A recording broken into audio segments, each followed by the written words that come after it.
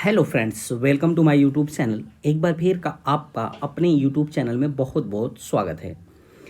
मैं आपके सामने आज लेकर आया हूं एक अति महत्वपूर्ण टॉपिक जिसका नाम है बौद्ध धर्म। यानी फ्रेंड्स, बौद्ध धर्म से एग्जाम में आपके प्रश्न हमेशा बनता है और इसलिए मैं इस वीडियो में पूरे बौद्ध धर्म को कवर करने वाला हूं। जिन जो जो भी प्रश्न आपके एग्जाम में बनेंगे फ्रेंड्स, उनको मैं लेकर आया हूं और लास्ट में हम कुछ प्रश्नों को हल करेंगे जो विगत वर्षों में पूछे गए हैं। तो चलिए फ्रेंड्स, वीडियो को शुरू कर लेते हैं। यदि आपको पीडीएफ चाहिएगा फ्रेंड्स, तो आप हमारे टेलीग्राम चैनल को ज्वाइन कर लीजिएगा। मैं डिस्क्रिप्शन में लिंक दे दूंगा, वहां से आपको इसका पीडीएफ मिल जाएगा। चलिए वीडियो को शुरू कर लेते हैं। बात करते हैं फ्रेंड्स बौद्ध धर्म की। बौद्ध धर्म के संस्थापक गौतम बुद्ध को माना जाता है बौद्ध धर्म का संस्थापक। ठीक फ्रेंड्स, बौद्ध धर्म का संस्थापक इन्हें माना जाता है। गौतम बुद्ध को बौद्ध धर्म का संस्थापक माना जाता है और गौतम बुद्ध को ही फ्रेंड्स एशिया का ज्योतिपुंज कहा जाता है, यानी लाइट ऑफ एशिया कहा जाता है। तो ऐसे भी आपके एग्जाम में प्रश्न पूछा जाता है कि लाइट ऑफ एशिया से किसे जाना जाता है, या लाइट ऑफ एशिया किसे कहते हैं, या लाइट ऑफ एशिया किस नाम से कौन जाना जाता है इसके नाम से। तो बौद्ध धर्म के संस्थापक गौतम बुद्ध जाने जाते हैं एशिया का ज्योतिपुंज नाम से। ठीक है फ्रेंड्स, वहीं गौतम बुद्ध का जो जन्म होता है वो 563 ईसा पूर्व में कपिल वस्तु के लुम्बिनी नामक स्थान पे होता है। तो स्थान को विशेष याद रखिएगा क्योंकि यहाँ से भी प्रश्न आपके एग्जाम में बनता है। तो गौतम बुद्ध का जो जन्म हुआ था वो 563 ईसा पूर्व में कपिल वस्तु के लुम्बिनी नामक स्थान पर हुआ था। इनके पिता का नाम फ्रेंड्स था शुद्धोधन। ठीक है ना, पिता का नाम शुद्धोधन और माता का नाम महामाया था। इनके जन्म के 7 दिन पश्चात इनकी माता का मृत्यु हो जाता है और गौतम बुद्ध का जो आगे का लालन पालन करते हैं फ्रेंड्स, वो करती हैं इनकी सौतेली माँ, जिनका नाम है गौतमी प्रजापति। यानी इनकी सौतेली माँ गौतमी प्रजापति के द्वारा इनका लालन पालन किया जाता है। वहीं एक प्रश्न आपके एग्जाम में बार बार पूछा जाता है, वो पूछा जाता है फ्रेंड्स कि गौतम बुद्ध के बचपन का नाम क्या था। तो इनका फ्रेंड्स बचपन का नाम था सिद्धार्थ। कई बार आपके एग्जाम में पूछा जा चुका है, बचपन का नाम था सिद्धार्थ। देखिए, जब बोधि वृक्ष के नीचे जब इनको ज्ञान की प्राप्ति होती है फ्रेंड्स, तब इनका नाम हो जाता है गौतम बुद्ध, लेकिन उसके पहले इनका नाम क्या था फ्रेंड्स, सिद्धार्थ था। इसको आप याद रखिएगा। उम्मीद करते हैं इतना आप समझ पाए होंगे। बात करते हैं, बचपन से ही गौतम बुद्ध का जो मन था फ्रेंड्स वो आध्यात्मिकता की ओर था। इसलिए इनके पिता ने 16 वर्ष की अवस्था में ही यशोधरा नामक लड़की से इनका विवाह कर दिया और विवाह के उपरांत यशोधरा और गौतम बुद्ध से एक संतान की प्राप्ति हुई जिसका नाम रखा गया फ्रेंड्स राहुल। कहा जाता है फ्रेंड्स कि गौतम बुद्ध का जो मन था वो पहले ही आध्यात्मिकता की ओर झुक रहा था। इनके इस आध्यात्मिकता के प्रति रुचि को देखकर इनके जो पिता थे राजा ने क्या किया कि पूरे महल के अंदर ही संसार की सारी सुख सुविधाओं को उपलब्ध करवा दिया ताकि ये बाहरी दुनिया को न देख सके, बाहरी दुनिया के कष्टों से व्यथित न होकर अध्यात्म की ओर झुके। इसकी वजह से सारी व्यवस्थाएं कर दिया था। फिर एक बार क्या हुआ फ्रेंड्स कि इन्होंने अपने साम्राज्य के भ्रमण के दौरान इन्होंने 4 प्रकार की अवस्थाओं को देखा। उन 4 प्रकार की अवस्थाओं को देखा और देखने के बाद उनके मन में वैराग्य उत्पन्न हो गया, यानी वो व्यथित होकर वैराग्य धारण कर लिए। ठीक है फ्रेंड्स, वो 4 अवस्थाएं कौन कौन सी है। तो पहले उनको जाते हुए बूढ़ा व्यक्ति मिला, फिर उसके बाद बीमार व्यक्ति मिला, फिर जाते हुए शव मिला और फिर सन्यासी। इन चारों के विषय में उन्होंने अपने सारथी से पूछा कि आखिर ऐसा क्यों है। तो चलिए इसका हम फिगर के माध्यम से आगे अध्ययन कर लेते हैं। इन्होंने पहले देखा कि एक व्यक्ति बूढ़ा जो है वह लटक कर लाठी लिए हुए चल रहा है। तो इन्होंने अपने सारथी से पूछा कि बताइए ये व्यक्ति इस तरह क्यों चल रहा है। तो सारथी ने कहा, महाराज ये व्यक्ति अब बूढ़ा हो चुका है। बूढ़ा होने के क्रम में हर व्यक्ति को, यानी जो यहाँ पे जन्म लिया है, उनको एक दिन बूढ़ा होना ही है, इस अवस्था में आना ही है। इसको देख गौतम बुद्ध सुनकर बड़ा व्यथित होते हैं। उसके बाद जब आगे बढ़ते हैं तो आगे देखते हैं कि एक बीमार व्यक्ति लेटा हुआ था और उसको देखकर वह अपने सारथी से पूछते हैं कि ये व्यक्ति लेटा हुआ क्यों है, ये क्यों नहीं उठ सकता। तो उन्होंने कहा, महाराज ये जो व्यक्ति है वो बीमार है, यानी कि यह संसार में कोई भी ऐसा व्यक्ति नहीं है जो कभी बीमार नहीं होता है। तो ये जीवन में दुख सुख हमेशा लगा रहता है और कभी व्यक्ति दुखी रहता है, कभी व्यक्ति सुखी रहता है, कभी बीमार रहता है, कभी अच्छा रहता है। उसके बाद जब गौतम बुद्ध आगे बढ़ते हैं तो उन्होंने देखा कि 4 लोग एक 100 को अपने कंधे पर लिए जाते हैं। तो फिर वो पूछते हैं, अच्छा ये बताइए कि इस व्यक्ति को लोग 4 लोग कंधे पर क्यों लेके जा रहे हैं? तो उन्होंने कहा, क्योंकि महाराज इस संसार में जितने भी लोगों ने जन्म लिया है उनकी मृत्यु निश्चित है, यानी एक न एक दिन उनको इस संसार से अलविदा कहना होगा, यानी मरना ही होगा। तो यह सोचकर फ्रेंड्स इनके मन में व्यथित होकर के वैराग्य उत्पन्न हो जाता है। फिर उसके बाद आगे बढ़ते हैं तो एक व्यक्ति जो रहता है फ्रेंड्स वो सन्यासी यानी कि तपस्या करता रहता है पेड़ के नीचे बैठकर। तो वो अपने पूछते हैं सारथी से कि ये कौन है? तो सारथी जवाब देता है कि महाराज ये व्यक्ति सांसारिक कष्ट और बाधाओं से दूर हटकर माया मोह को त्याग कर यह मनुष्यत्व को त्याग कर ईश्वर की ओर बढ़ रहा है, यानी ईश्वर से ज्ञान की प्राप्ति के लिए या ईश्वर को पाने के लिए ये तपस्या कर रहा है। तो इस चारों घटनाओं को देखकर जो गौतम बुद्ध होते हैं फ्रेंड्स वो व्यथित हो जाते हैं और इनका मन वैराग्य की ओर झुक जाता है तथा ये वैराग्य धारण कर लेते हैं। सांसारिक समस्याओं से व्यथित होकर 29 वर्ष की अवस्था में गृह त्याग कर देते हैं। और जब इन्होंने अपना घर त्यागा फ्रेंड्स तो उस जो घटना थी उस घटना को कहा जाता है महाविनिष्क्रमण। इसको आप याद रखिएगा। जब गौतम बुद्ध घर को त्यागते हैं तो यह घटना क्या कहलाती है? तो कहलाती है महाविनिष्क्रमण। इसको आप याद रखिएगा क्योंकि इनसे भी एग्जाम में कई बार आपके प्रश्न बन चुका है। वहीं ज्ञान की खोज में उसके बाद बुद्ध इधर उधर भटकते रहे। फिर उन्हें अलार कलाम नामक एक गुरु मिले जिनसे उन्होंने सांख्य दर्शन की शिक्षा ली। ठीक है ना। इसके बाद महात्मा बुद्ध अपने 5 मित्रों के साथ सारनाथ पहुंच गए और सारनाथ के वन में जाकर उन्होंने लगभग कई वर्षों तक कठोर तपस्या की। जब उन्होंने सारनाथ में अपने 5 मित्रों के साथ कठोर तपस्या की उसके बाद इन्होंने ज्ञान प्राप्ति के लिए बोध गया चले गए, यानी गया चले गए। पहले उसका नाम था गया, यानी कहाँ चले गए फ्रेंड्स? गया चले गए। जब गया गए तो उसके बाद जाने के बाद इन्होंने कठिन तपस्या किया और 35 वर्ष की आयु में जाकर के बैसाख की पूर्णिमा की रात निरंजना नदी के किनारे पीपल वृक्ष के नीचे सिद्धार्थ को ज्ञान प्राप्त हुआ। तो देखिए कठिन तपस्या के बाद 35 वर्ष की अवस्था में बैसाख की पूर्णिमा, इस डेट को आप याद रखिएगा। निरंजना नदी स्थान को याद रखिएगा और वृक्ष को याद रखिएगा। जो पीपल का वृक्ष था उसके नीचे सिद्धार्थ को ज्ञान की प्राप्ति हुई। इनसे भी आपके एग्जाम में सीधा सीधा प्रश्न पूछ लिया जाता है। ज्ञान प्राप्ति के बाद सिद्धार्थ बुद्ध के नाम से जाने गए और उस स्थान का नाम क्या रख दिया गया फ्रेंड्स? बोध गया। यानी जब इनको ज्ञान की प्राप्ति हुई गया में जाकर के तो उसका स्थान का क्या नाम बदल के रख दिया गया? वो रख दिया गया बोध गया। बुद्ध ने अपना प्रथम उपदेश सारनाथ में दिया था। यानी ये जो थे फ्रेंड्स सारनाथ कहाँ पड़ता है? तो ये पड़ता है उत्तर प्रदेश के एक शहर है बनारस, वहाँ पर पड़ता है सारनाथ। वहाँ पर इन्होंने अपना प्रथम उपदेश दिया था। तो सीधा सीधा आपसे प्रश्न पूछा जाता है कि गौतम बुद्ध ने अपना प्रथम उपदेश कहाँ दिया था? तो वो दिया था फ्रेंड्स सारनाथ में।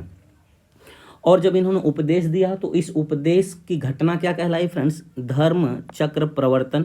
इसको आप याद रखिएगा। जब ये सारनाथ में उपदेश देते हैं तो इस घटना को क्या कहा जाता है? धर्म चक्र प्रवर्तन। कभी कभी ये भी आपसे प्रश्न पूछ लिया जाता है कि इन्होंने जो उपदेश दिया था वो किस भाषा में दिया था? तो वो दिए थे फ्रेंड्स पाली में। किस में दिया था? पाली में दिया था। इसको आप याद रखिएगा। बुद्ध ने अपने सर्वाधिक उपदेश फ्रेंड्स अगर पूछे कि बुद्ध ने अपना सर्वाधिक उपदेश कहाँ दिया था तो उस श्रावस्ती में दिए थे। लेकिन अगर पूछे कि पहला उपदेश कहाँ दिया था तो उन्होंने पहला उपदेश सारनाथ में दिया था। ठीक है। जबकि सर्वाधिक उपदेश कहाँ दिए थे फ्रेंड्स? कौशल देश की राजधानी थी जिसका नाम था श्रावस्ती। ठीक है। आगे बात करते हैं। महात्मा बुद्ध ने फिर 4 कथन कहे। जो सत्य कथन इन्होंने कहा, सांसारिक दुखों को देखकर उन्होंने 4 बातें कही। पहला उन्होंने कहा कि संसार दुखों से भरा हुआ है, यानी संसार में कोई भी व्यक्ति ऐसा नहीं है जो दुखी नहीं है। दूसरा उन्होंने कहा हर दुख का कोई न कोई कारण है, यानी व्यक्ति दुखी क्यों है तो उसके पीछे कुछ न कुछ कारण है। सभी दुखों का सबसे बड़ा कारण इन्होंने इच्छा को बताया कि व्यक्ति की इच्छा ही सबसे बड़ा उसके दुख का कारण है। फिर इसके बाद इन्होंने कहा इच्छा पर नियंत्रण पाया जा सकता है, यानी इन्होंने इस 4 प्रकार के सत्य कथन कहे, तो इनसे भी आपके प्रश्न बन सकता है। उसके बाद फिर हुआ बौद्ध धर्म के त्रिरत्न हैं। त्रिरत्न कौन कौन से हैं? बुद्ध, संघ और धम्म। इसीलिए कहा जाता है फ्रेंड्स बुद्धम शरणम गच्छामि, संघम शरणम गच्छामि, धम्मम शरणम गच्छामि। यानी इसलिए कहा जाता है फ्रेंड्स कि बुद्ध शरणम गच्छामि, बुद्ध के शरण में आओ। संघम शरणम गच्छामि यानी संघ के शरण में जाओ। धम्मम शरणम गच्छामि यानी धम्म के शरण में जाओ, जिससे आपको सांसारिक दुखों से मुक्ति मिल जाएगी। ठीक है फ्रेंड्स। आगे महात्मा बुद्ध जो थे फ्रेंड्स, इनके जो अनुयायी थे, ये प्रमुख अनुयायी कौन कौन थे? तो बिंबिसार थे, प्रसेनजीत थे, उदयन, ये इनके प्रमुख अनुयायी थे। बाद में फ्रेंड्स आगे चल के बुद्ध के अनुयायी 2 भागों में विभाजित हो गए। जो पहला भाग था वो भिक्षुक हुआ और दूसरा भाग था फ्रेंड्स उपासक। पहला भाग था भिक्षुक और दूसरा नाम था उपासक। यानी बौद्ध धर्म का जो पहला भिक्षुक था फ्रेंड्स, पहला भाग, वह बौद्ध धर्म के प्रचार के लिए संन्यास ग्रहण किया करता था। यानी संन्यास ग्रहण किया उन्होंने कि बौद्ध धर्म का प्रचार प्रसार किया जाए। वहीं जो उपासक थे फ्रेंड्स, वह गृहस्थ जीवन व्यतीत करते हुए बौद्ध धर्म को अपनाया। और बौद्ध संघ में सम्मिलित होने के लिए न्यूनतम आयु 15 वर्ष रखी गई। यानी 15 वर्ष का व्यक्ति अगर हो जाएगा या कोई भी बच्चा हो जाएगा तो वह बौद्ध धर्म में सम्मिलित हो सकता है या बौद्ध संघ में सम्मिलित हो सकता है। उसके बाद आगे चलकर फ्रेंड्स बुद्ध के जीवन से संबंधित जो कुछ प्रतीक चिन्ह हैं, जिनसे आपके एग्जाम में प्रश्न सीधा सीधा पूछ लिया जाता है। आपसे प्रश्न पूछता है कि जन्म, गौतम बुद्ध के जन्म का प्रतीक चिन्ह क्या है? तो वो है फ्रेंड्स कमल और सांड। इसको आप याद रखिएगा। फिर उसके बाद गृह त्याग का पूछ लिया जाता है। तो गृह त्याग का फ्रेंड्स क्या है? घोड़ा। गृह त्याग के प्रतीक क्या है? घोड़ा। ज्ञान का प्रतीक क्या है फ्रेंड्स? तो पीपल है या बोधि वृक्ष के नाम से जाना जाता है, जहाँ पर इनको ज्ञान की प्राप्ति हुई। यही इनका फ्रेंड्स क्या है? यही इनका पीपल जो है फ्रेंड्स, वही है इनका ज्ञान की प्राप्ति का चिन्ह।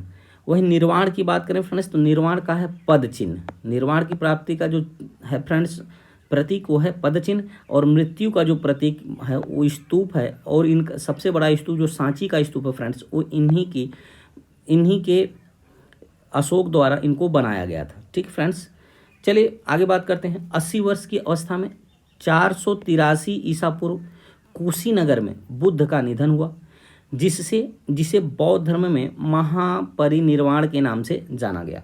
देखिए पहले मैंने आपसे क्या बताया कि जब इन्होंने प्रथम उपदेश दिया था उसमें धर्म चक्र परिवर्तन के नाम से जाना गया था। जब इन्होंने घर त्याग किया था तो उसको महाविनिष्क्रमण के नाम से जाना गया। और जब इनका निधन हुआ तो फ्रेंड्स उसको महापरिनिर्वाण के नाम से जाना गया। ये तीनों आप याद रखिएगा, क्योंकि इनसे आपके एग्जाम में हमेशा प्रश्न बनता है। ठीक है फ्रेंड्स। बुद्ध के निधन के पश्चात अस्थि अवशेषों को भारत के 8 जगहों पर स्थापित कर स्तूपों का निर्माण करवाया गया, जिसमें से सबसे बड़ा स्तूप जो बना फ्रेंड्स वो हुआ था सांची का स्तूप। ठीक फ्रेंड्स, क्या बना? सांची का स्तूप। बात करते हैं फ्रेंड्स बौद्ध धर्म के प्रचार प्रसार के लिए 4 बौद्ध संगीतियों का आयोजन किया गया। और ये जो संगतियाँ हुई फ्रेंड्स, ये इनके प्रचार प्रसार को आगे बढ़ाने के लिए अलग अलग स्थानों पर हुई, जैसे अलग अलग समय में भी। तो पहली जो संगति हुई फ्रेंड्स वो हुई 483 ईसा पूर्व में। 483 ईसा पूर्व में राजगीर नामक स्थान पर होती है। और उस समय वहाँ के राजा कौन थे फ्रेंड्स? अजात शत्रु। और पुरोहित कौन थे? तो पुरोहित थे महाकश्यप। इसको आप याद रखिए। सीधा सीधा आपसे प्रश्न पूछ लिया जाता है कि प्रथम बौद्ध संगीति के समय राजा कौन थे? तो वो थे अजात शत्रु। वहीं दूसरी बौद्ध संगीति होती फ्रेंड्स 383 ईसा पूर्व में। 383 ईसा पूर्व में दूसरी बौद्ध संगीति होती है।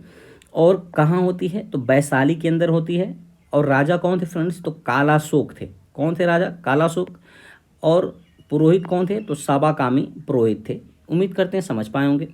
तीसरी बौद्ध संगीति होती है 255 बीसी में। और किस स्थान पे होती है? तो पाटलिपुत्र नामक स्थान पे होती है। और राजा कौन रहता है फ्रेंड्स? अशोक राजा रहते हैं पाटलिपुत्र के। पुरोहित कौन था उस समय? तो मोगलीपुत्र तिस्स जो थे फ्रेंड्स वो वहाँ के पुरोहित थे। और जो चौथी बौद्ध संगीति होती है वो पहले वर्ष में होती है। चूँकि ये ईसा पूर्व में फ्रेंड्स ये प्रथम वर्ष है। ईसा पूर्व के बाद प्रथम वर्ष आता है। तो प्रथम वर्ष में फ्रेंड्स हुआ कहाँ? कुंडल वन में। कहाँ होता है फ्रेंड्स? कुंडल वन में होता है चौथी बौद्ध संगीति। और उस समय राजा कौन थे फ्रेंड्स? तो कनिष्क थे। और अध्यक्ष कौन थे? तो वसुमित्र थे। सीधा सीधा प्रश्न आपसे पूछा जाता है। उपाध्यक्ष थे अश्वघोष। ठीक है फ्रेंड्स, उम्मीद करते हैं इस टेबल के माध्यम से चारों बौद्ध संगीतियाँ आपको अच्छी तरह से समझ में आई होंगी। बात कर लेते हैं फ्रेंड्स, चौथी बौद्ध संगीति के बाद बौद्ध धर्म दो भागों में बढ़ गया। जब दो भागों में बढ़ गया फ्रेंड्स, तो एक भाग हीनयान कहलाया और दूसरा भाग महायान कहलाया। ठीक है फ्रेंड्स, पहला भाग क्या कहलाया? हीनयान और दूसरा महायान। हीनयान और महायान में यंत्र का है, इससे भी आपके एग्जाम में प्रश्न बनता है। तो चलिए समझ लेते हैं। बौद्ध धर्म का जो हीनयान था फ्रेंड्स, वो बौद्ध धर्म का प्राचीनतम रूप था। ठीक है, जबकि महायान क्या था? यह नवीनतम रूप था। हीनयान का जो मार्ग था फ्रेंड्स निर्वाण प्राप्ति का, वो बहुत ही कठोर था, जिसके द्वारा बहुत ही कम लोग इसमें निर्वाण की प्राप्ति करते थे। जबकि महायान का जो था फ्रेंड्स मार्ग, वो बहुत ही सरल था, इसके द्वारा अधिक से अधिक लोग निर्वाण की प्राप्ति कर सकते हैं। ठीक है, यह बुद्ध की अलौकिक गुण वाला सामान्य पुरुष मानते थे। यानी हीनयान के लोग जो थे फ्रेंड्स, वो बुद्ध को अलौकिक गुण वाला एक सामान्य पुरुष मानते थे, जबकि महायान के लोग फ्रेंड्स बुद्ध को अपना भगवान मानते थे। यानी भगवान मानने के क्रम में फ्रेंड्स ये मूर्ति पूजा में विश्वास करते थे, यानी मूर्ति पूजा करते थे, बुद्ध की मूर्ति की पूजा करते थे। ठीक है, फिर हीनयान के लोग बुद्ध के प्रतीकों की पूजा करते थे, जबकि महायान के लोग बुद्ध की मूर्ति की पूजा करते थे। ठीक है, इसके ग्रंथ पाली भाषा में रचे गए थे और इनके ग्रंथ जो थे फ्रेंड्स वो संस्कृत भाषा में रचे गए। एक कर्म एवं धर्म में विश्वास करते थे। यानी हीनयान के लोग जो थे फ्रेंड्स वो कर्म और धर्म में विश्वास करते थे, जबकि महायान के लोग परोपकार में विश्वास करते थे। इससे बोधिसत्व का आदर्श ग्रहण किया और दूसरे का कल्याण करते हैं, ये इनका मानना था। फिर हीनयान के लोग प्रचार प्रसार के लिए श्रीलंका गए, बर्मा गए, थाईलैंड गए, कंबोडिया आदि देशों में इनका प्रचार प्रसार किया गया हीनयान के माध्यम से। जबकि महायान के लोगों ने प्रचार प्रसार के लिए स्थान चुना चीन, तिब्बत, जापान, कोरिया आदि देशों में महायान के लोगों ने बौद्ध धर्म का प्रचार प्रसार किया। तो उम्मीद करते हैं फ्रेंड्स इतना चीज़ आप अच्छी तरह से समझ पाए होंगे। यदि वीडियो की क्वालिटी और कंटेंट आपको अच्छा लगे फ्रेंड्स, तो अंत में चैनल को आप सब्सक्राइब कर लीजिएगा, साथ ही साथ बेल आइकन दबा के ऑल कर दीजिएगा, ताकि जो भी मैं वीडियो अपलोड करूं उसका नोटिफिकेशन आपके पास पहुंच सके। बात करते हैं फ्रेंड्स बौद्ध साहित्य की। तो बौद्ध साहित्य को फ्रेंड्स त्रिपिटक के नाम से जाना जाता है, और इन बौद्ध साहित्य में पहला सबसे बड़ा पिटक कौन था फ्रेंड्स? तो त्रिपिटक था ना। इसका नाम त्रिपिटक क्यों पड़ा फ्रेंड्स? क्योंकि ये मूल रूप से पाली भाषा में रचे गए थे और इनकी संख्या थी 3, और त्रि का मतलब ही होता है 3, इसलिए इसको कहा गया त्रिपिटक। पहला पिटक क्या था फ्रेंड्स? पहला था विनय पिटक। विनय पिटक था फ्रेंड्स, इसमें क्या था? इसमें भिक्षु एवं भिक्षुओं के आचरण संबंधी नियम बताए गए थे विनय पिटक के अंदर। वहीं सुत्त पिटक की बात करें, दूसरा था सुत्त पिटक। सुत्त पिटक में बौद्ध धर्म के उपदेश संकलित किए गए थे। जबकि अभिधम्म जो पिटक था फ्रेंड्स, इसमें बौद्ध धर्म के दार्शनिक व्याख्याएं दी हुई थी, और इसका सबसे महत्वपूर्ण भाग कथा वस्तु है जो अभिधम्म पिटक में वर्णित है। ठीक है, उसके बाद फ्रेंड्स अगली जो साहित्य है वो जातक कथाएं हैं। तो जातक कथाओं के अंतर्गत मूल रूप से पाली भाषा में ये भी रचे गए थे, और इनकी संख्या कितनी थी? 549। इसमें बुद्ध के पूर्व जन्मों की कथाएं। तो आपसे प्रश्न पूछा जाता है कि बुद्ध के पूर्व जन्मों की कथाएं किसमें वर्णित हैं? तो वो है फ्रेंड्स जातक कथाओं में, इसको आप जरूर याद रखिएगा। वहीं अगला साहित्य है बुद्ध चरित। देखिए बुद्ध चरित जो है फ्रेंड्स, ये भी संस्कृत भाषा में लिखा गया था, और इसकी रचना किया था अश्वघोष ने। किसने किया फ्रेंड्स? अश्वघोष द्वारा यह रचित है बुद्ध चरित। यह एक महाकाव्य है। इसमें बुद्ध के जीवन वृत्त एवं उनकी शिक्षाओं का वर्णन है। इसे बौद्ध का रामायण भी कहा जाता है। तो देखिए यहाँ से 2 प्रश्न आपके एग्जाम में बनता है।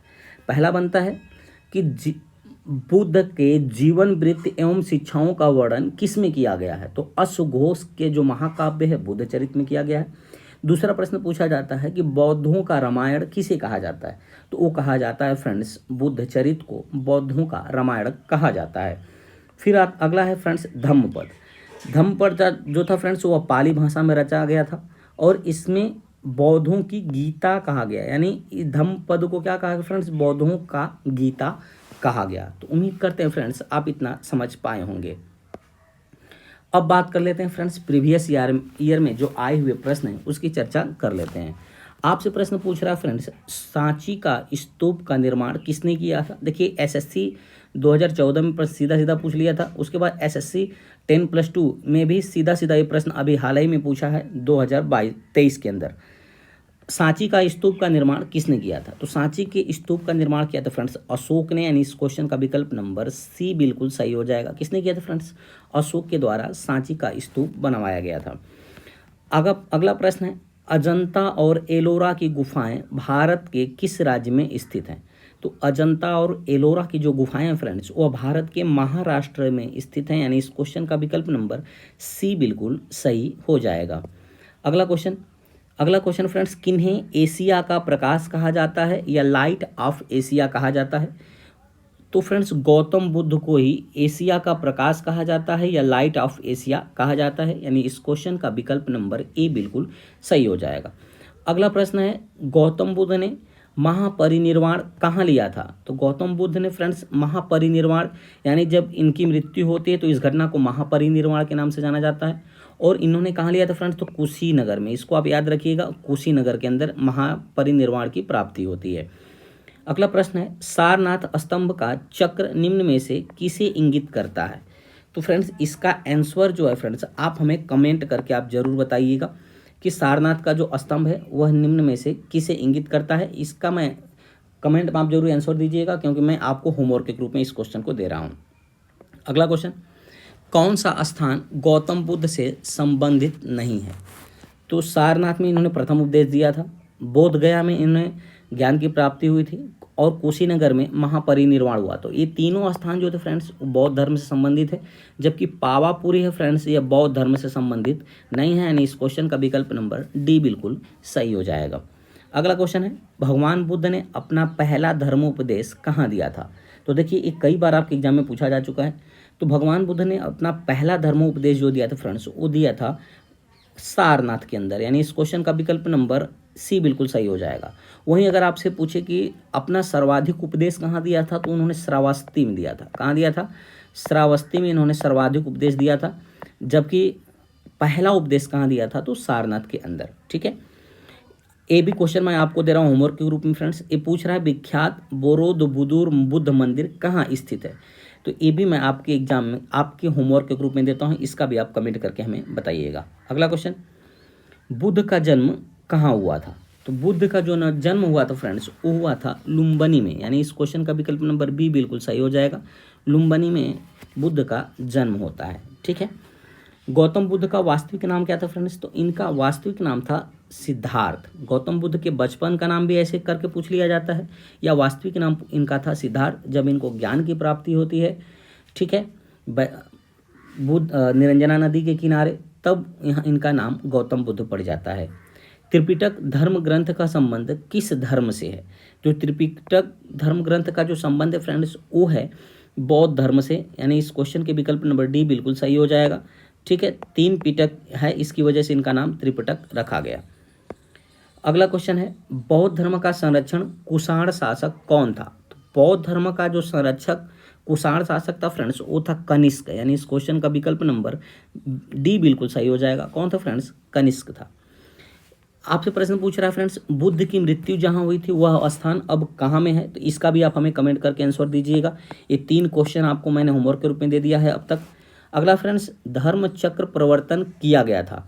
तो धर्म चक्र प्रवर्तन कहाँ किया गया था फ्रेंड्स? तो सारनाथ में। जब इन्होंने पहला अपना उपदेश दिया था तो उसी को धर्म चक्र प्रवर्तन के नाम से जाना गया। तो इसका विकल्प नंबर सी बिल्कुल सही हो जाएगा। ठीक है फ्रेंड्स, अगला क्वेश्चन है, बुद्ध की मृत्यु किस वर्ष हुई थी? ये 4 प्रश्न आपको मैंने दिया है फ्रेंड्स होमवर्क के रूप में, इसका चारों का कमेंट आप जरूर करके बताइएगा। अगला प्रश्न है, बुद्ध धर्म और संघ मिलकर क्या कहलाते हैं? तो त्रिरत्न कहलाते हैं, यानी इस क्वेश्चन का विकल्प नंबर ए बिल्कुल सही हो जाएगा। यानी बुद्धम शरणम गच्छामि, धम्मम शरणम गच्छामि, संघम शरणम गच्छामि। ये जो तीनों मिलकर फ्रेंड्स, ये तीनों संघ मिल करके क्या बनाते हैं? त्रिरत्न बनाते हैं। ये बौद्ध धर्म के त्रिरत्न हैं, इसको भी आप याद रखिएगा। तो उम्मीद करते हैं फ्रेंड्स ये वीडियो आपको अच्छा लगा होगा। यदि वीडियो की क्वालिटी और कंटेंट आपको पसंद आए तो चैनल को अधिक से सब्सक्राइब करिएगा, लाइक करिएगा और अपने मित्रों के पास शेयर करिएगा। चलिए फ्रेंड्स, मिलते हैं ऐसे ही मैं दो टॉपिक के साथ अगली वीडियो में। फ्रेंड्स अपना कमेंट जरूर करिएगा फ्रेंड्स कि आपको ये वीडियो कैसा लगा। बहुत बहुत धन्यवाद। Thanks for watching.